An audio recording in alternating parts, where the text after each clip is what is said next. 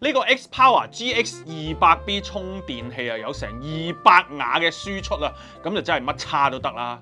唔係 ，sorry， 係叉乜都得。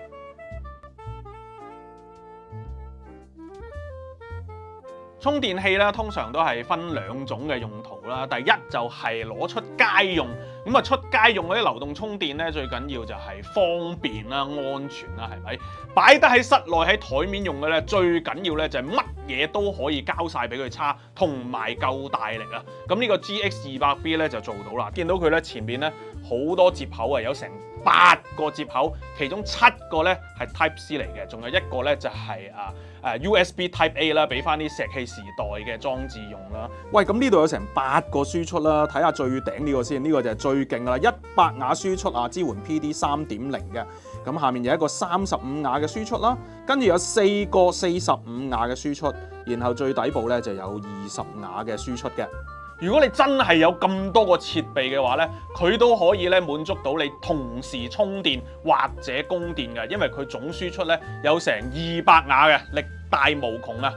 你話喂，咁大力做乜嘢啊？因為而家市面上咧有好多電子產品對於供電嗰個需求都好高啊！咁啊呢一個嘅充電器咧就可以充到 MacBook 啦，而家最興嘅 Switch 2啦，甚至 Switch 嗰座都係充得嘅。咁大部分嘅 iPhone 同 Android 就當然冇問題啦。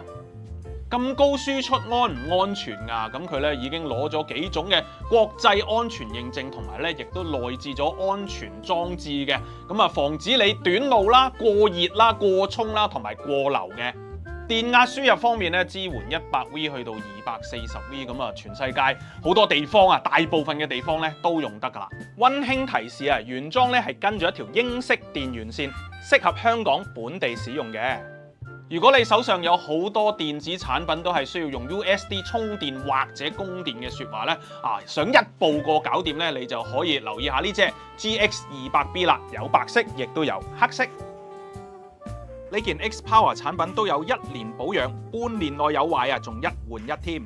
仲有購買任何 X Power 產品咧，即可喺產品表面做翻個個人黑名服務嘅。訂製個人以及公司嘅禮品打造你獨一無二嘅禮物啊！詳情可以向 X Power 客服查詢嘅。